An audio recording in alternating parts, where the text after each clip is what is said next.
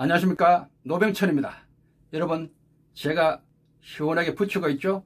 많이 보셨죠? 이것이 뭘까요? 네, 제갈량, 제갈공명이 들고 다녔다는 부채입니다. 학우선입니다. 이 부채에 대한 유래는 많이 있지만은 중요한 것 하나 말씀드리면은 항상 무엇을 결정할 때 신중하라, 조급하게 순간적으로 적극적으로 하지 말고 신중하게 결정하라, 이런 교훈이 담겨 있습니다. 그리고 붙일 때마다 어렵고 힘들 때, 위기가 올 때 새로운 아이디어, 새로운 전략을 창출할 수 있다는 그런 의미의 부채입니다. 그래서 이렇게 붙이는 겁니다. 오늘 저와 함께 이 학우선을 붙이면서 손자병법의 그 중요한 핵심 진술을 같이 공부해 주시면 좋겠습니다.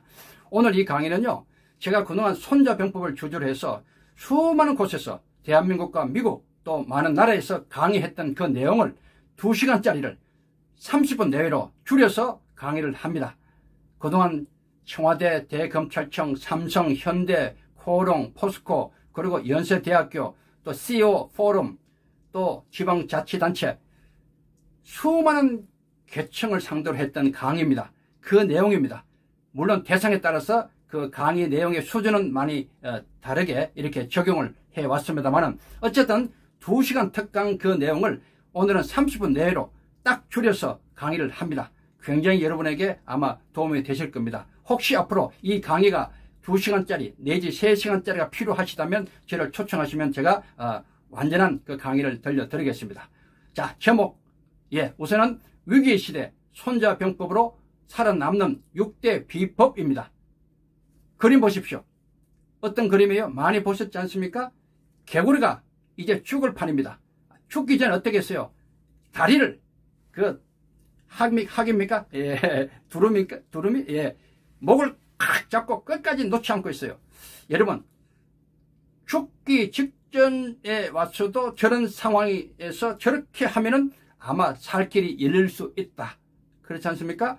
포기하면 끝나버립니다. 아무리 어렵고 힘들더라도 끝까지 포기하지 않고 끝까지 살 길을 열려고 노력하면 반드시 길이 열린다. 이 교훈을 가지고 이제 시작합니다. 여러분, 손자병법 하면은 딱 한 가지 어구는 떠오르죠. 지피지기 뭐예요? 백전백승? 아닙니다. 손자병법에 지피지기 백전백승 이런 말은 아예 없어요. 잘못 우리가 알고 있어요. 뭐가 있을까요? 지피지기 백전, 불태입니다. 불태, 위태할 태.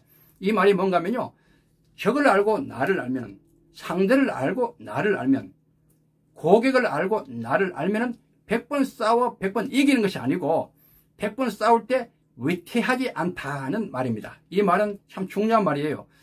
안다는 것, 그 지식이잖아요. 그것이 있다고 해서 싸울 때마다 100번 다 이길 수 있다. 그건 잘못된 거예요. 이길 수 없습니다. 지식은 그냥 지식이에요. 이기려면은, 성공하려면은 지식보다도 더 또 많은 것들이 필요합니다. 그러나 그 지식이 있으면은 적어도 위태하지 않을 수는 있다. 그 말입니다. 이해되셨죠? 그 유명한 손자병법의 대표적인 명구 잘 우리가 이해를 하셔야 됩니다. 그런 의미로 오늘 손자병법 그 13편의 주옥 같은 명구들 중에 6개를 뽑아서 하나씩 우리가 살아남는 법을 배우게 될 겁니다. 이 지식이 여러분을 위태하지 않게 할 수 있습니다. 자, 그러면은 첫 번째 보실까요? 첫 번째, 제목. 우선 이 학우선을 붙이면서 첫 번째를 봅니다. 첫 번째, 살고 싶으면 욕심을 멈춰라. 살고 싶죠? 그러면 욕심을 멈춰야 됩니다. 욕심 때문에 우리는 정말 잘못될 수 있어요. 자꾸 욕심을 부리잖아요. 일이 잘 될 때도 잘 못 될 때도 계속 우리는 욕심을 부립니다. 욕심을 부리다 보면 욕심 때문에 내 자신이 무너집니다. 우리 기업도 끝날 수 있고 크게 보면 나라도 망할 수 있습니다. 그래서 이 욕심을 멈추는 것은 굉장히 중요한 첫 번째 우리의 숙제입니다. 그래서 우리가 이 그림을 우리가 또 보셨죠? 원숭이를 잡는 방법. 야자수 열매에 구멍을 작게 뚫죠. 그리고 원숭이 손만 이렇게 겨우 손이 들어갈 때 편 상태로 겨우 들어가게 만들고 그 안에 귤 같은 것을 넣어놨잖아요. 귤. 그러면 이 원숭이가 딱 귤을 잡는 순간에 주먹이 쥐어지잖아요. 그걸 커지잖아요. 사람이 와요. 오면은 빼야 되는데 욕심이 있으니까 놓지를 않는 거예요. 들어갈 때처럼 이렇게 겨우 들어간 그 손이 아니라 주먹을 쥐고 또 열매를 안에 쥐인 그런 상태이기 때문에 주먹이 커져서 빠져나오지 않아요. 사람이 와서 잡으려 해도 빠져나오지 않는 거예요. 욕심 때문에. 놓으면 되는데 놓지 않는 거예요. 그래서 원숭이가 잡히는 겁니다. 어쩌면 우리가 이런 원숭이 같은 삶을 살지 않나는 생각을 합니다. 욕심. 놓아야 될 때 놓아야 돼요. 안 되면 그냥 놓으면 돼요. 그것이 마음도 편해요. 근데 그것이 안 되는 거예요.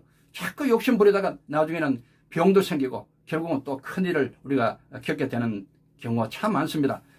여러분, 손자병법에는요 정말 중요한 어기가 나옵니다. 바로 요건데요. 졸속이란 말, 졸속. 그런데 우리가 아시다시피 졸속은 언제 사용해요? 졸속 행정, 졸속 처리 뭐 이런 경우에 사용 많이 합니다. 이때 졸속의 의미는 뭐예요? 대충 아무렇게나 뭐 그냥 대충 해서 끝내자. 이것이 졸속으로 알고 있어요? 아주 잘못된 말입니다. 이건 졸속이 아닙니다. 본래의 뜻은 이것이 아니에요. 손자병법 제2작전편에 나오는 졸속의 의미는 굉장히 심오합니다.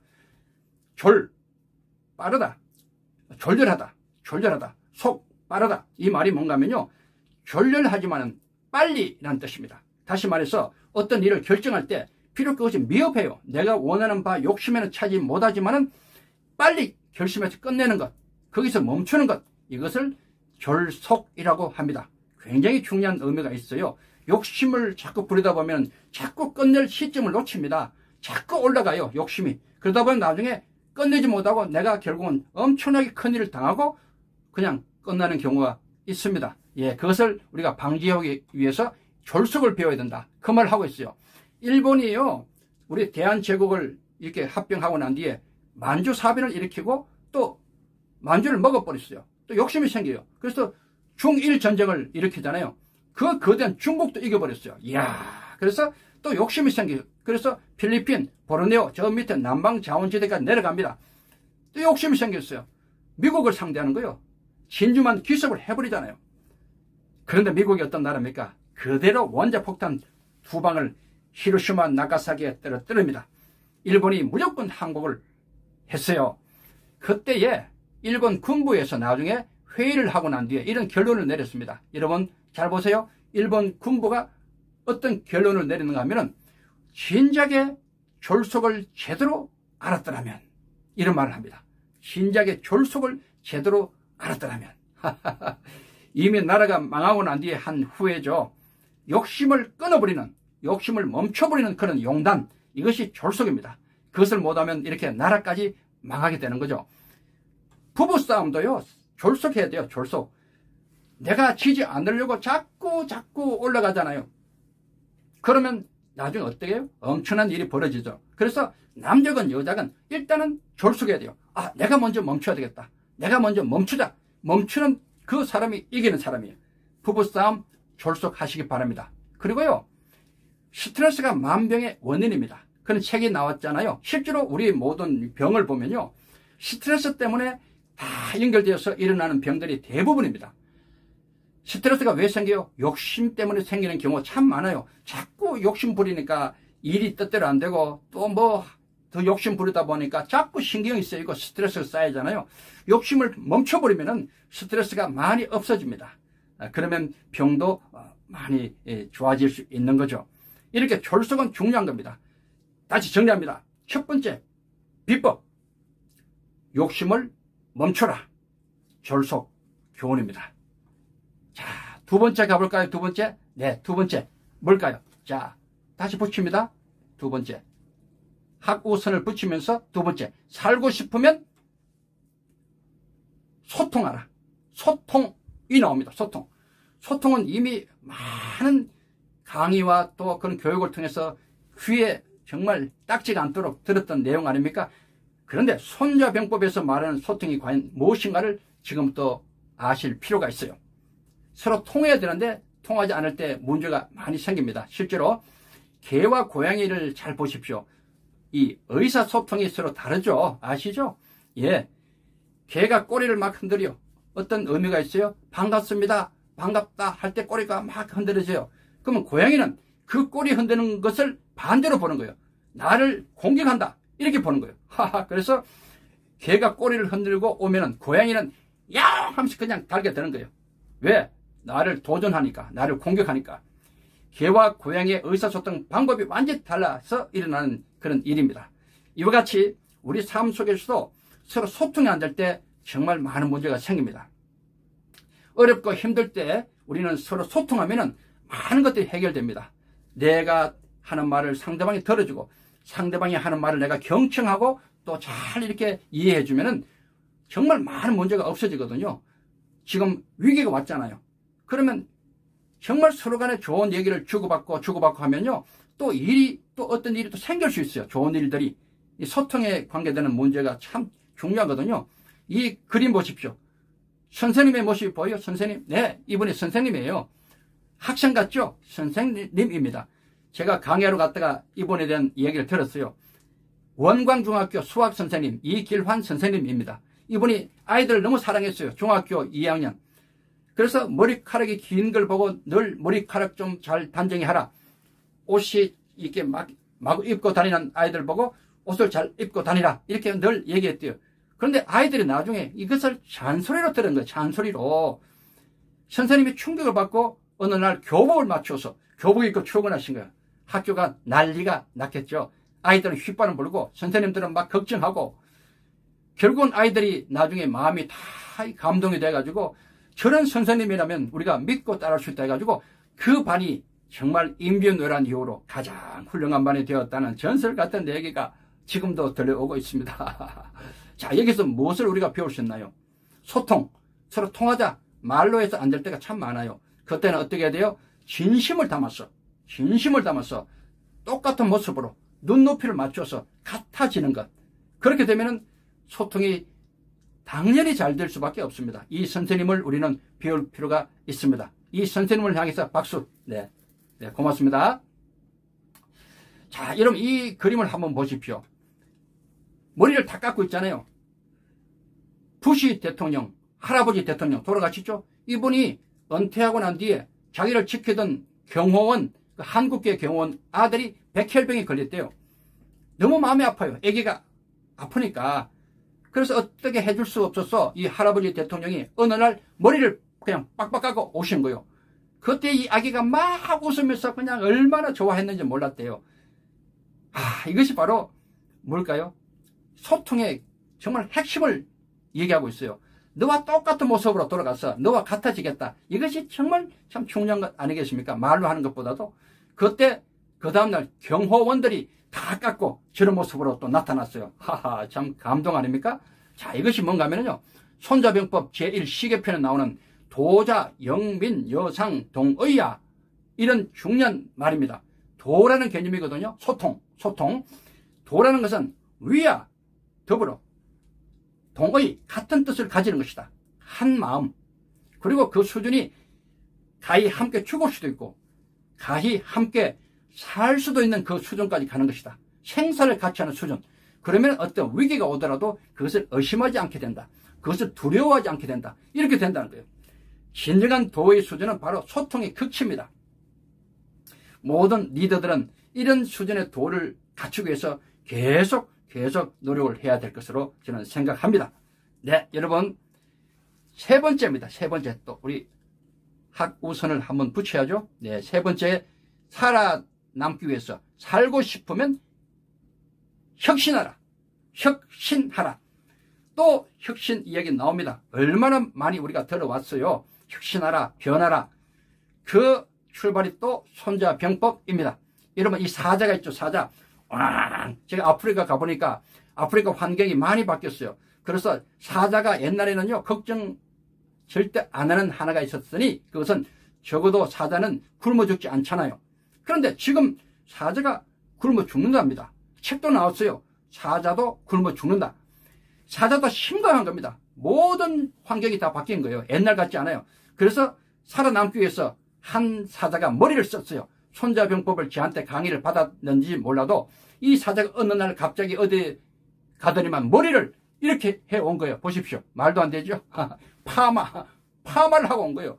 그리고 외딴 나무 밑에 딱 앉아가지고 이렇게 하고 있어요. 그때 지나가던 동물들이 저 또라이 같은 사자가 있으니까 너무 신기하잖아요. 가까이 갔대요. 막 사자를 구경하려고 몇 마리의 동물들이 가까이 왔을 때에 제일 가까이 와서 제일 먹기 좋은 동물이 나타났어요. 그때 이 또라이 같은 사자가 하면서 딱 잡아 먹었다는 말도 안 되는 얘기입니다. 이것이 뭔가 하면요, 손자병법의 유명한 명구입니다. 전승불복 응형무궁이라는 명구입니다.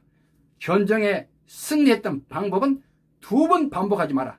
형을 바꾸어 형을 바꾸어 무궁하게 나가야지 살아남는다. 이 말을 지금 손자병법에서 이미 2500년 전에 시작했습니다. 이것이 혁신의 신호탄입니다. 과거에 잘했던 것, 과거에 내가 잘 나갔던 것, 과거에 성공했던 그 방법 절대로 2번 우려먹지 마라. 계속 바꾸라. 바꾸고 제4차 산업혁명 연결하고 융합하고 연결하고 융합하고 전혀 새로운 것으로 나아가서 살 길을 찾아라. 이것이 바로 전승불복의 개념입니다. 여러분, 참 보면은요, 이 혁신이 참 쉽지는 않아요. 이 그림을 보십시오. 제가 2002년도에 최전방 연대장 할 때의 사진입니다. 사실 사진이 아니고요, KBS에서 나왔던 그런 장면을 제가 캡처한 겁니다. 그 당시 월드컵도 있었지만 2002년도 연평해전이 있었어요. 나라가 너무너무 어수선하고, 그래서 외국에서 한국을 엄청 걱정했어요. KBS에서 연락 왔어요. 연대장님 찍어서 국방이 튼튼한 것을 보여주겠다, 국민들에게 해서 저를 찾아와서 촬영하고 KBS에서 이렇게 방영했던 것을 제가 캡처한 건데, 그림 보십시오. 뭐 특이하잖아요. 네, 지도가 거꾸로 되어 있죠. 저는 이렇게 말했어요. 국민 여러분, 저는 최전방 연대장입니다.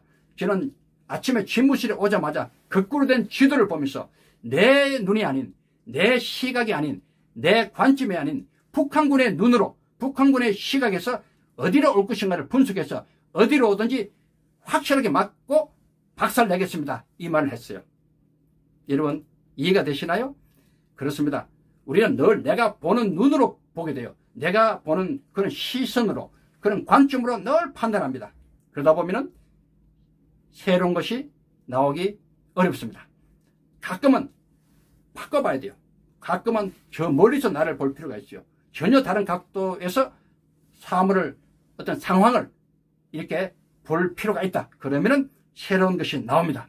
이 그림을 늘 생각하시면 참 좋겠습니다. 자, 여러분, 또 나갑니다. 4번째입니다. 4번째. 자, 학우선 제가 붙입니다. 학우선. 살고 싶으면 끌고 가라. 끌고 가라. 여기서 주도적 학습이라는 개념이 나오기 시작합니다. 주도적 학습. 뭐예요? 학생이 공부하는데 선생님이 시키는 것 때문에 한다. 이것은 끌려가는 거예요. 그러나 내가 한다. 내가 공부하는 것이다. 그것은 끌어가는 겁니다. 그래서 주도적 학습이라는 말이 나왔는데 그 출발이 바로 여기입니다. 손자병법인데요. 들어보십시오. 세상을 사는 방법은 2가지입니다. 하나는 끌려가는 삶이 있고요, 또 하나는 끌어가는 삶이 있어요. 당연히 우리는 끌어가는 삶을 살아야 됩니다. 그 얘기를 지금부터 할 겁니다. 이 그림 보십시오. 줄다리기 하는 소년. 유명한 동영상이 있었죠. 넘어지고 또 포기할 것 같은데 끝까지 붙들고 또 당기고 하는 이 아이를 보면서 박수를 많이 쳤죠. 결국은 끌어와서 이기지 않습니까? 바로 이겁니다. 끌려가면 집니다. 인생은 우리가 끌어가는 삶이 되어야 되지, 끌려가는 인생이 되면요, 그 인생은 끝나는 겁니다. 여러분, 제가 여러 나라에 초청받아서 강의를 그동안 많이 했습니다. 뭐 미국, 중국, 베트남, 프랑스, 영국 많이 갔는데요. 그중에 가장 인상에 저한테 남아있는 강의는 알래스카 앵커리지에서 저를 초청해서 강의하러 갔어요. 일주일 강의하고 난 뒤에 이분들이 저를 또 구경시켜 주신다고 헬리콥터를 태워서 북극을 다 봤어요. 참 저로서는 굉장히 참 너무너무 황홀한 그런 경험이었습니다. 자, 그런데 이 알래스카, 여러분, 어떤 땅이에요? 예, 그 당시에 러시아한테 720만 달러, 한화 80억 원에 샀던 땅입니다. 미국이. 이때 이 땅을 샀을 때 미국 사람들이 막 비난을 했어요. 뭐 한다고 그런 쓸데없는 땅을 그래서 샀느냐. 이분이거든요, 이분요. 그런데 이 땅이 어떤 땅이 됐어요? 알래스카, 여러분 아시겠지만 엄청 중요한 전략적 요충지입니다. 물론 지하 자원도 엄청나고, 지하 자원, 그게 뭐 석유부터 해가지고 엄청난 지하 자원이 있어요, 지금.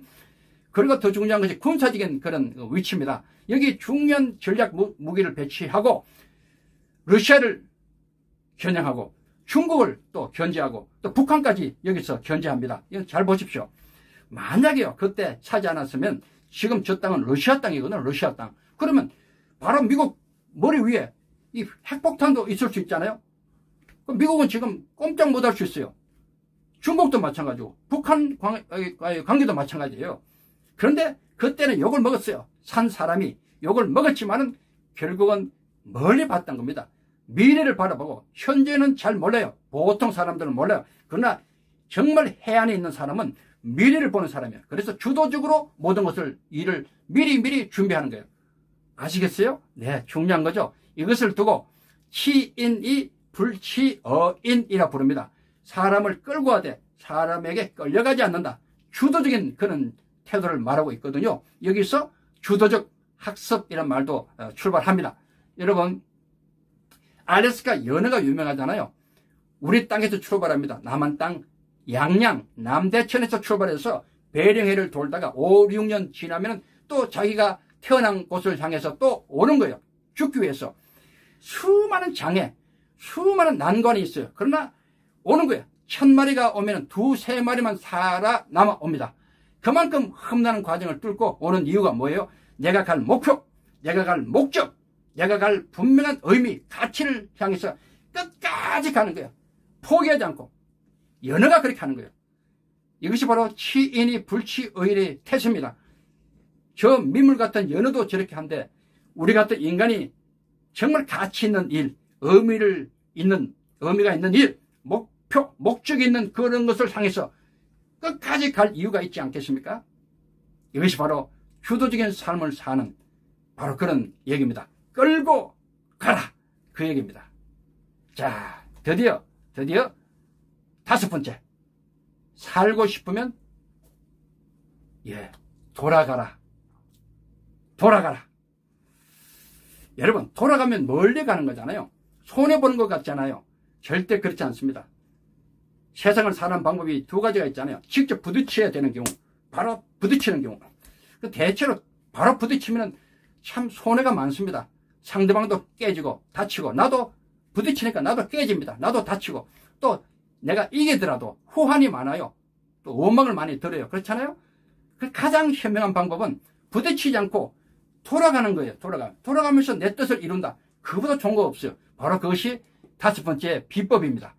이른바 손자병법의 군정편에 나오는 우직지계라는 겁니다. 돌아가는 것을 직행으로 삼는 계략. 우직지계 많이 들어보셨잖아요. 우직지계는 2가지로 얘기합니다. 첫째는 이환위리라 불러요. 이환위리. 걱정거리, 근심을 이롱으로 바꾸는 것. 이환위리.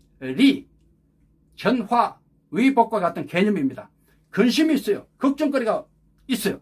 거기에 빠져서 내가 절망하고 포기하는 것이 아니라 그 걱정 가운데서도 뭔가 좋은 것을 찾는 거예요. 뭔가 그것을 잘 헤쳐나갈 방법을 찾는 거예요. 이것이 이환위리거든요. 여러분, 1991년도 일본 아모리현의 사과 농장에서 일어났던 그 유명한 일을 여러분 아시죠? 소확기인데 바람이 많이 불어가지고 사과가 막 떨어졌어요. 농부들은 아연 실직하면서 그냥 땅을 치면서 어떡하냐, 이제 농사 다 망쳤다고 그냥 다 주저앉아 있을 때에 딱 한 명이 이 농부입니다. 기무라 아키노리. 이 농부가 끝까지 뭔가 본 거예요. 사과나무 끝에 남아있는 사과를 본 거예요. 나머지는 다 떨어졌지만 그것을 다 이렇게 따서 거기에다 뭐를 붙였는가 하면 보십시오. 합격이라는 것을 붙여놓고 학교에 찾아가요. 학교 앞에 가서 어떤 경우에도 절대로 떨어지지 않는 사과 해서 파는 거예요. 학생들에게 이런 사과는 최고죠. 어떤 경우도 떨어지지 않으니까 수험생들이 얼마나 많아요. 학생들 10배의 가격을 매겼는데 다 팔렸답니다. 난리 났죠. 우리나라에서도 많이 이 과수원의 견학도 갔습니다. 이것이 뭡니까? 바로 이환위리거든요. 또 이러면 캘리포니아 하면은 딱 생각나는 거 영화에도 많이 나오죠. 금광, 예, 사금 캐는 거 이러면 많이 보셨잖아요. 이 금광을 찾아온 사람들을 또 지원하기 위해서 장사꾼들이 많았어요. 식당, 그렇죠? 은행, 또 텐트 파는 그런 장사치도 많이 있었어요. 오늘의 주인공이 누군가 하면요, 바로 그 청년인데 어느 날 텐트를 물 들이는데 잘못 들여가지고 본래는 까만 텐트를 들려야 돼요. 까맣게 해야 되는데 잘못 이게 이 색깔을 섞는 바람에 파랗게 나온 거예요. 파랗게. 그래서 광부들이 왔다가 아니 텐트가 왜 이렇게 파래 해가지고 다 돌아가는 거예요. 아이고 큰일 났다. 엄청난 양의 텐트를 만들었는데 하나도 못 팔고 돌아갔으니까 이거 망하지 않습니까? 이 청년이 보통 같으면 에이 이제 끝났다 포기하자 하고 돌아갔을 거예요. 고향으로. 그런데 달랐어요. 이 걱정, 이 근심, 이 가운데서도 뭔가 찾은 거예요. 그래서 야 광부들이 보니까 물속에서 이 사금을 채취하는 과정에서 많이 바지가 빨리빨리 흘고 이게 상하거든요. 떨어지거든요. 됐다. 이 두꺼운 천박천을 이용해서 바지를 만들자 해서 나온 것이 그 유명한 청바지입니다. 청바지. 여러분 청바지 한두 개는 다 갖고 계시죠? 그 청년의 이름이 바로 리바이 슈트라우스입니다. 오늘날 우리의 그 익숙한 그 상표가 뭐예요? 리바이스 그러잖아요. 리바이스. 이것은 리바이 스트라우스의 줄은 뒤에 S를 붙인 거예요. 리바이스. 그래서 1853년도에 탄생한 청바지를 전 세계가 지금 입고 있는 겁니다. 여러분, 이 걱정, 근심 분명히 있잖아요. 지금 코로나 시대에 모든 것이 걱정, 근심밖에 없는 이 상황에서도 그 가운데서도 또 새로운 기회를 찾는 사람이 얼마나 많아요. 오히려 뭐 택배라든가 뭐 온라인 시장 얼마나 오히려 더 성취를 누리지 않습니까? 바로 그런 것이거든요. 이환위일입니다. 또 여러분 또 하나의 그 우직직의 하나의 축이 또 있다면 바로 이우위직이라는 겁니다. 돌아감으로써 직행을 삼는다. 돌아가요. 그러나 그것이 더 빠른 길이다. 이것을 배우는 것이 또 하나의 우직직의 좋은 하나의 지혜입니다. 인천 상륙작전 본래는요 병력이 정원될 때는 낙동강을 중심으로 직접 정원돼서 또 올라가는 것이 맞아요. 지켜가는 것이. 그런데 메카드는 어떻게 했어요? 일본으로부터 또 우리나라 군단을 또 끌어모아가지고 쭉 당겨서 어디로 갔어요? 직접 낙동강으로 가지 않고 완전히 멀리 돌아서 인천으로 가버립니다. 완전히 먼 길입니다. 그러나 그것이 결국은 빨리 가는 길이었죠. 바로 북한군을 밀어내는 효과를 가져왔지 않습니까? 이것이 우직지계의 굉장히 중요한 부분입니다. 여러분 인생을 살면서도요 항상 먼저 그냥 빨리 가는 것 이것이 중요한 것이 아니에요. 중요한 것은 오래 가는 겁니다. 오래 가고 또 내가 지금 양보하고 또 손해보는 것처럼 보일지라도 또 정도를 걷는 것이 어렵고 힘들고 시간이 걸릴 듯이 보이지만 결국은 그것이 나중에는 시간이 지나면 알아줍니다. 그 사람 참 정직한 사람이야. 그 사람은 인정이 있어. 그 사람은 인성이 좋아. 그 사람은 참 좋은 사람이야. 신뢰를 줄 수 있어. 이런 것이 쌓이게 되거든요. 그러면 오늘같이 어려운 위기에 많은 사람을 도와줍니다. 이것이 바로 또 우직지계의 중요한 교훈이 아닐 수 없습니다. 자, 드디어 자, 제가 학우선 돌립니다. 네, 살고 싶으면 도와주라. 이 그림을 보십시오. 예, 남극의 펭귄들입니다. 겨울을 나는 방법이에요. 어떻게 하고 있어요? 네, 서로 몸을 딱 이렇게 서로 이렇게 기대서 체온을 서로 나누는 거예요. 체온을. 그 혹한 얼어 죽는 그 판에 이제는 다 살 수 있는 길을 만든 거예요. 서로 체온을 나누면서. 그런데 혼자 살겠다고 저 멀리 가 있는 그런 펭귄은 죽습니다. 그런 놈이 꼭꼭 있어요. 죽어요. 우리가 어렵고 힘들 때 혼자 살겠다. 그 사람은 결국은 끝납니다. 두고 보십시오. 어렵고 힘들 때 그 사람을 보면 알 수 있거든요. 힘들 때일수록 같이 모여서 내 따뜻함, 내한테 있는 작은 것이라도 나눌 수 있는 사람, 작은 것도 이렇게 베풀 수 있는 사람, 기부하고 베푸는 사람이 결국은 같이 체온을 나누는 것이거든요. 같이 살 수 있어요. 이것이 중요한 핵심이거든요. 여러분 보십시오. 이 그림. 두 사람이 막 싸우죠. 물론 격투기 시합에서는 어쨌든 때려야 되기 때문에 이런 그림이 나올 수밖에 없지만은 사실은 손자가 말할 때 손자 병법에서는 이렇게 해서 이기는 그런 승리는 가치가 없다고 말하고 있어요. 손자 병법은 철저하게 서로 다치지 않고 온전한 상태로 승리를 거두라. 이것을 계속 강조하고 있거든요. 여러분, 제가 모 신문에 전면으로 해서 연재를 6개월간 했습니다. 아주 큰 중앙지에. 그때에 제가 얘기했던 것이 바로 이겁니다. 그리스의 한 왕이 로마 군대를 상대로 2번을 이겼어요.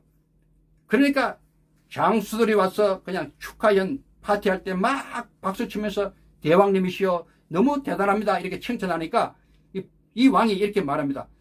우리는 비록 이겼지만은 얼마나 많은 피해를 받느냐. 앞으로 또 이렇게 피해를 더 보면은 우리는 끝난다. 결국은 다음 전투 때 다 망해버립니다. 역사에 사라져버립니다. 그 유명한 피로스의 승리라 그래요. 피로스 왕이 했단 말이죠.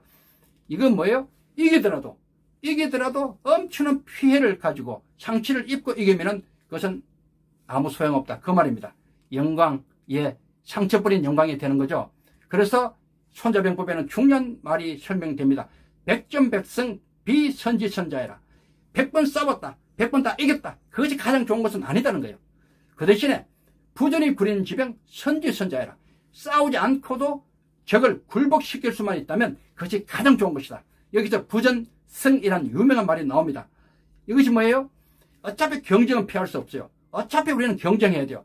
경쟁할 때에 가능하면 상대도 깨지 말고 상처를 주지 말고 나도 깨지 말고 깨이지 말고 나도 상처를 받지 말고 어떻게 잘 서로 도와가지고 서로 성공하도록 하는 것. 이게 최고의 승리다. 성공이다. 그 말입니다.